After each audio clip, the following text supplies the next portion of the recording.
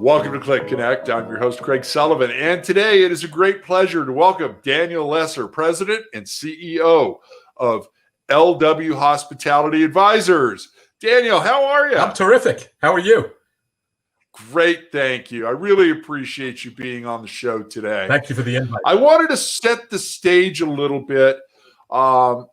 Could you provide a brief background on where the hospitality market was prior to the pandemic, during the outbreak, and what's been going on the past 9 months, please? Absolutely. And that is a great way to start, quite frankly, because it is really remarkable what has happened.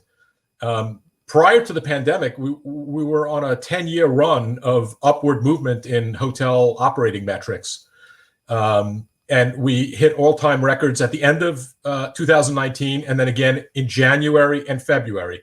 Now, there was a lot of talk back then, too, about how the growth had been slowing, which is true, but it was growth nonetheless, right? And then the middle of March came, and obviously it was just like right off the cliff, just unprecedented declines.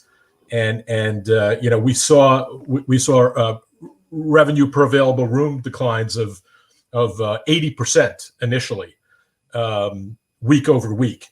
Again, just absolutely mind-boggling and talk about unprecedented. So in the past, people used to refer to 9/11 and the Great Financial Crisis and declines of RevPAR after those events, which were about 20%, right around there, 20 to 25%. And when that occurred, that was perceived as absolutely unprecedented, right? So today we bottomed out at 80%. Obviously, there's a big difference between 20 and 80. What's also kind of interesting is that I believe the stats just came out earlier today that last week, which includes Thanksgiving, revenue per available room was down this year compared to last year for that week, 40%, 40. Wow. And everybody's excited about that. Yeah. Because 40 is a lot better than 80. But if you think about it, 40 is still kind of ridiculously low, right? Yeah. That is amazingly low. And, I know we had over 1 million people go through, TSA checks prior to the holiday, and we had all types of warnings from CDC and everybody else not to travel. Okay, I think we've all been beaten up enough with COVID-19. Unfortunately, it's going to continue. But yeah, Daniel, tell us what's been going on in the transaction market during the past few quarters. Sure. And will you include specific deals in California, please? Yes, happy to. Thank you. So it's interesting when Q2 ended. I track major sales, 10 million or more single asset deals in the United States, and Q2 this year, 2020, compared to Q2 last year, there were 6 trades this year for a total of $246 million, compared to Q2 last year, 35 trades at $2.7 billion. Yeah. So on a percentage basis, the number of transactions declined over 80%, and then the total dollar volume declined over 90%. So absolutely shocking. Q3 got a little bit better on a relative basis, but last year, Q3, there were 40 trades, $3.7 billion. This year, there were 12 trades, which obviously is double what occurred the quarter previously, 829 million. So again, when you look at the percentage differences, transaction numbers of transactions was down 70% Q3 this year versus last year, and the total dollar volume was down almost 80%. Right. Wow. And what's even more interesting is if you now look at what's happened thus far in Q4, because we're about halfway through the quarter. There have been 17 transactions thus far this quarter. So you can see that it's been a slow process, but it is increasing.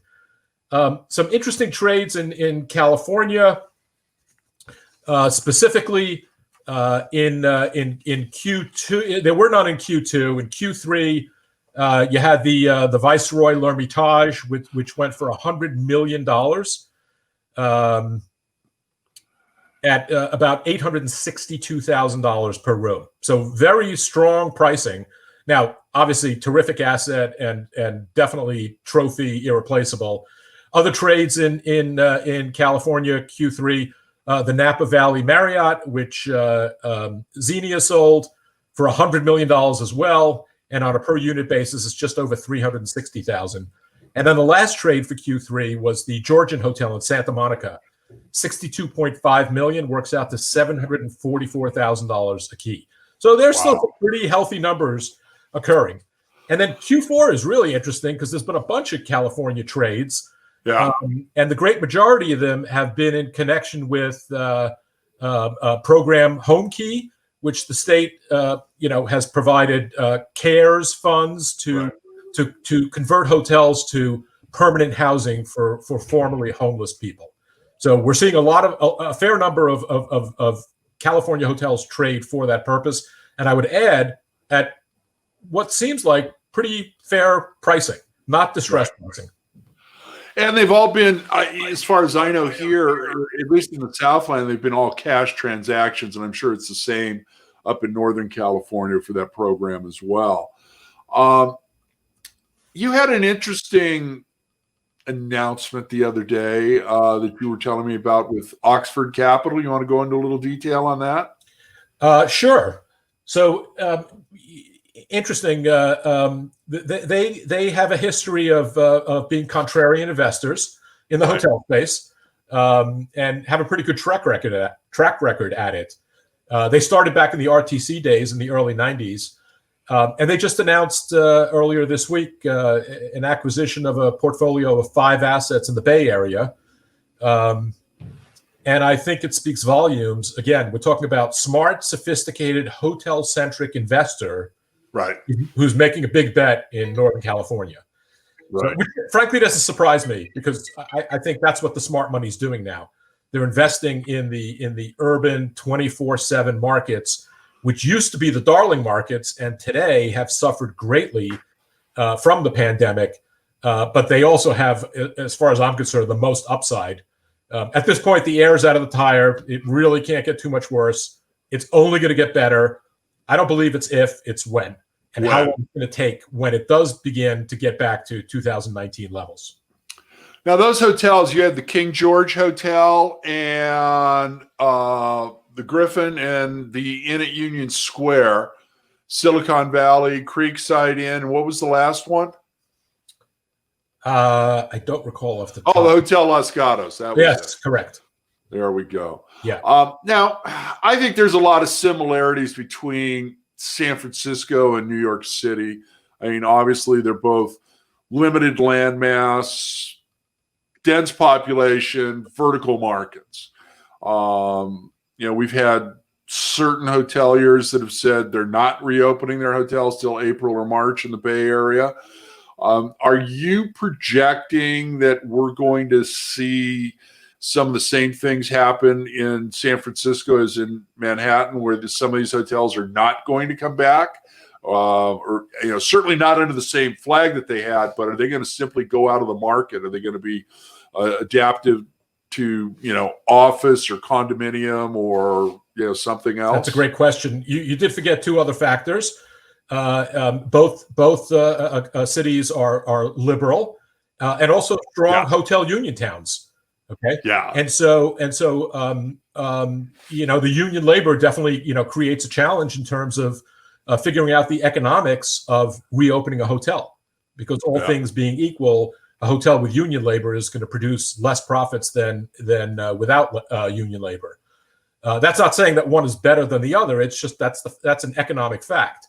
Now, yes, there have been a rash of announcements in New York of hotels that are quote unquote permanently closed. I wouldn't believe everything you hear, right? There is some fake news out there. For example, the Hilton Times Square, right, on 42nd Street. If you know the building, I cannot imagine. It's about a 25-year-old building, and the way it's configured and where it's located, I don't see it as definitely not a residential conversion. I don't think the building itself works out to, physically for that. And office maybe possibly, but again, it's not configured that way. I don't. Yeah, and so to your point, right? I really believe that hotel will reopen as a hotel. It may not be a Hilton anymore.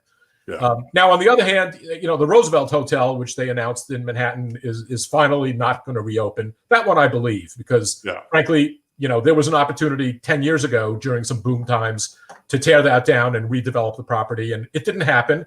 And then the market came back, and so the economics were such that the highest and best use was to continue to run it as a hotel until now. Absolutely. My friend, I hate to tell you this, but we are out of time, and it's time for you to give the audience a shameless plug. How can they get a hold of you? And hopefully you can get a couple of assignments out of them. Well, thank you so much. I really appreciate it. So obviously I'm on LinkedIn, and Daniel.LESSER@LWH Advisors, Perfect. Thank you, Daniel. Thank you. And I'd like to thank you, our guests and our audience, for joining us today and for watching. And if you could, please subscribe to our YouTube channel and ring the bell for notifications. And remember to be nice out there, be kind, share your knowledge, and now go be amazing.